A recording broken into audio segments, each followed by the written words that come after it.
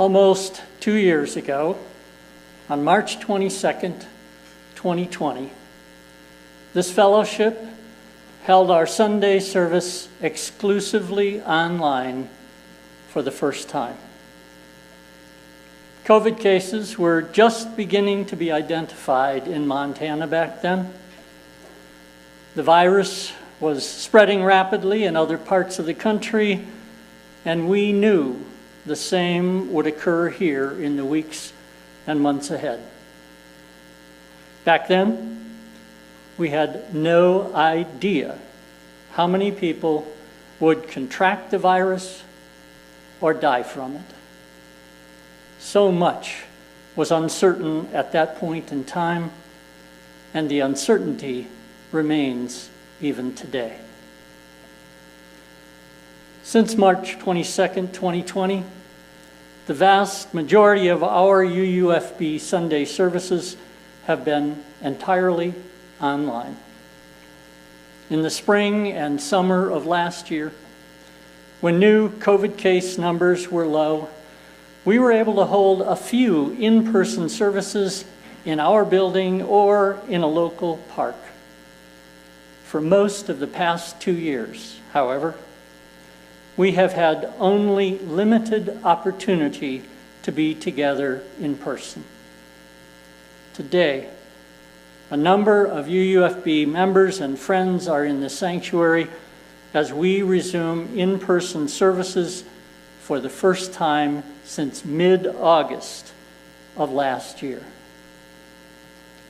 While uncertainty about the virus and the future remains, it is my hope, and quite likely your hope as well, that we will be able to continue to hold in-person services every Sunday from this day onward. As we return to in-person services, we will also continue to simultaneously live stream each service for those who are unable to be physically present in the building. The COVID virus forced us to learn ways to stay connected when our ability to meet in person was limited. What we learned about live streaming services was beneficial to us 2 years ago, and it continues to be beneficial to us today. Last month, as I was thinking about sermon topics on themes of renewing faith, which is our theme for this month, I had no idea when we would be resuming in-person services. During the last week of February, the new COVID case numbers were dropping, but still too high to meet the guidelines in the UUFB COVID policy. As I think about the sermon title I chose for today, Faith in Coping with Uncertainty, I can't imagine a better title or topic for welcoming people into our sanctuary again. I say that because when we are faced with intense and persistent uncertainty, as we have been these past 2 years, our faith can be challenged. When I use the word faith here, I am using it specifically to refer to our religious or spiritual faith. Situations where there is intense and persistent uncertainty requires us to renew our faith if we are going to continue to maintain or rely on it. There are some who might say that if one's religious or spiritual faith doesn't hold up in times of uncertainty or challenge, that faith may be outdated, and maybe it's not worthy of maintaining. Maybe it would be best to abandon that faith. Abandon it for something new and more dependable. And it is quite possible that some people who don't hold a religious or spiritual faith would claim that a religious or spiritual faith that doesn't hold up in uncertain times is a faith based on fiction, not fact, superstition, not science. While such perspectives are worthy of consideration, there may be good reason for maintaining one's religious or spiritual faith, even if that faith is old and may not be a provable fact or based on scientific research. There can be good reason to maintain one's religious or spiritual faith while at the same time being open to reviewing and revising it in times of uncertainty. And I would say, especially during times of uncertainty. David DeSteno makes the case for having and maintaining one's religious or spiritual faith in his book, How God Works, the Science Behind the Benefits of Religion, which was published just last year. DeSteno is a professor of psychology at Northeastern University, and in the book, he identifies himself as a research scientist. In his work, he strives to uncover, and here I quote, ways to help people become more moral, more compassionate, and more resilient as they walk the road of life. The initial part of the title, How God Works, really isn't accurate in describing the content of the book. As the subsequent portion of the title indicates, this book is about religions generally and religious practices more specifically. DeSteno mentions a wide range of religious traditions. He explores various aspects of a number of faith traditions that include a belief in God or gods. These include Hinduism, Judaism, Christianity, Islam, and Shintoism. He explores traditions such as Buddhism and Taoism, neither of which requires or encourages a belief in God as that word is generally understood. Early in the book, DeSteno states that his research indicates that many people get significant benefit from being involved in religious traditions and communities, as well as from engaging in a wide array of religious practices or rituals. And he isn't the only one doing research on the benefits of religious faith and or religious practices. He cites his own research that indicates, and here I quote, that even basic parts of many religious rituals made people feel more connected and committed to one another. He goes on to write, other researchers have discovered that religious practices can lessen anxiety, reduce depression, and even increase physical health. DeSteno suggests that science ought to explore how religion benefits people. In the very first chapter of the book, he writes the following. Given the ubiquity and variety of religious rituals and practices, it's surprising that science hasn't taken up the charge to examine their effects more widely and more carefully. One exception over the past decade has been mindfulness. We now know, with ample data to back it up, that meditation offers many benefits. It enhances attention, decreases anxiety and stress, and even increases compassionate behavior toward others. But none of that would be news to the spiritual thinkers who developed contemplative techniques centuries ago. Research has been done and continues to occur into the benefits of being involved in religious traditions and communities. DeSteno provides a good deal of information about what has been found.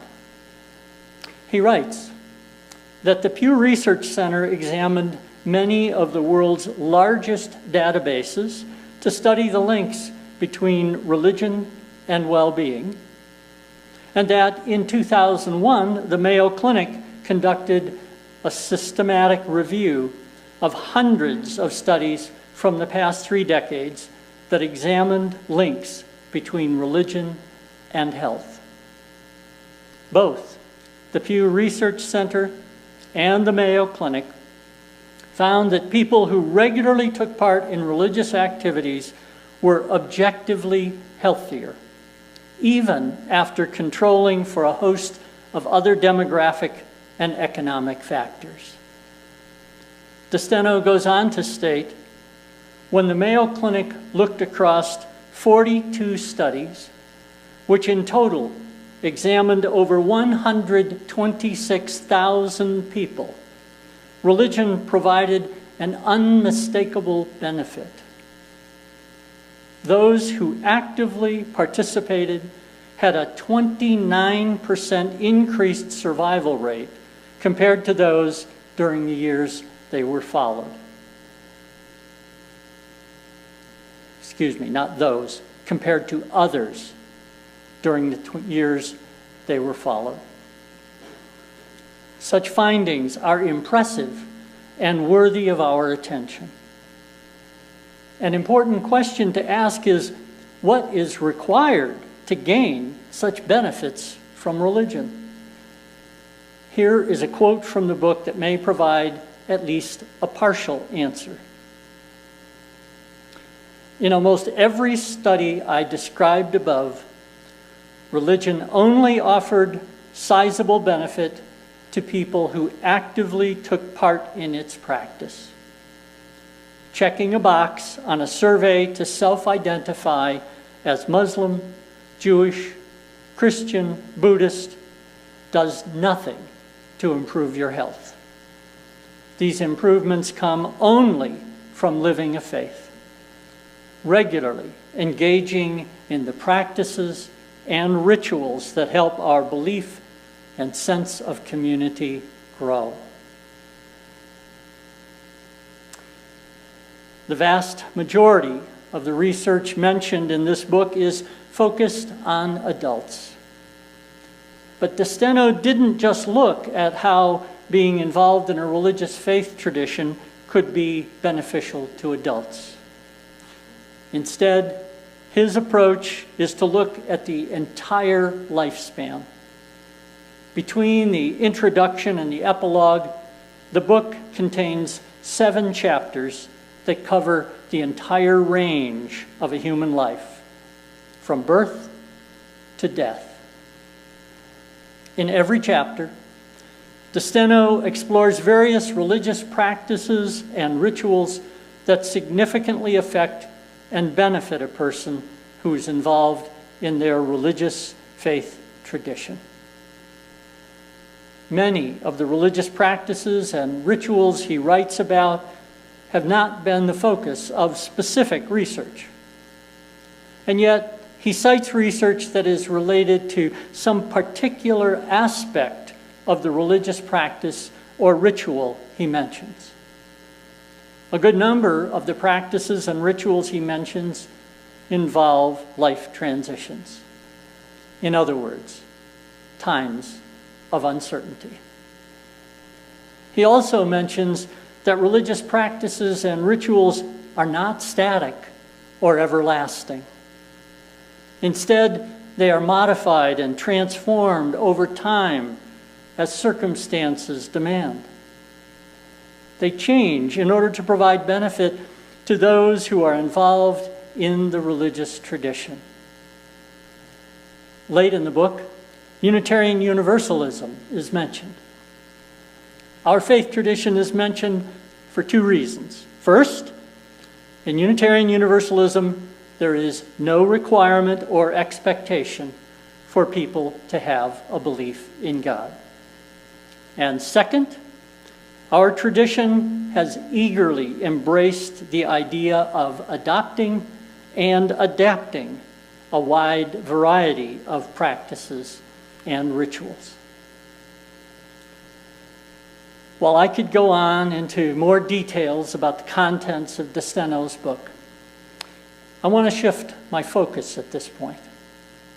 I want to shift my focus from research and the printed word to the present moment, and how the members and friends of this fellowship have been and continue to be impacted by the uncertainties brought on by the pandemic, as well as other events in the world. The past 2 years have required us to modify and adapt our religious practices and rituals significantly. There are numerous examples of modifications and adaptations we have made.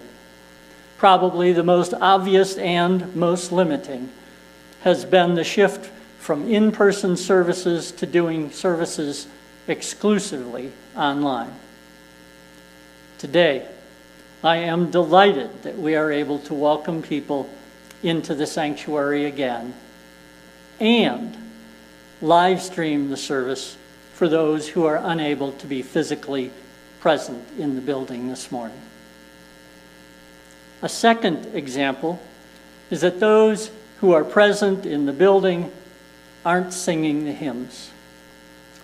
Not being able to sing together is a real hardship, a real loss for me and for many others as well. In time, hopefully very soon, the risks of singing together in our building will drop to the point where we can again breathe deeply and lift our voices as we sing the words to our hymns. A third example of a modification that we have made involves how we do joys and concerns. Joys and concerns has been a very important part of our services for many, many years. Over the period of time we have been unable to meet in person, we have encouraged people to email their joys and concerns to me or to the lay leader so that this important practice could be continued, albeit in a significantly different form than prior to the arrival of COVID. Today, we will continue the practice of the minister or the worship leader sharing joys and concerns that have been sent in. And we will also resume a practice from prior to COVID's arrival, the practice of inviting people to come forward to silently place a stone in our joys and concerns bowl. As I said a moment ago, the past 2 years have required us to modify and adapt our religious practices and rituals significantly. During this time of incredible uncertainty, we have not abandoned our faith. We have found ways to revise it in order to continue on. I am certain that we will continue to modify and adapt our religious practices and rituals in the weeks and the months ahead. We will modify and adapt them in an effort to provide the highest benefit possible to those who are actively engaged in our faith. Our practices and rituals may not always be as we would want or expect them to be. They will never be perfect for all of us. I would go even further and say they will never be perfect for any of us. But we will continually seek to make them the best they can be. The best they can be given the circumstances, the challenges, and the uncertainties that life presents. The fellowship seeks to benefit not just those who attend our services. We also seek to support and assist those who are in need in our community, in our country, and in other parts of our world. We focus our attention on this world during this lifetime. May we seek together to explore and discover ways that we can adapt our practices and rituals to benefit us as well as others. On our journey of exploration and discovery together, may we continually remember the covenant we say during our Sunday services each week. Love is the spirit of this church, and service is its prayer. This is our covenant with one another and the Spirit of life, to live together in peace, to seek truth and freedom, and to help one another. So may it be.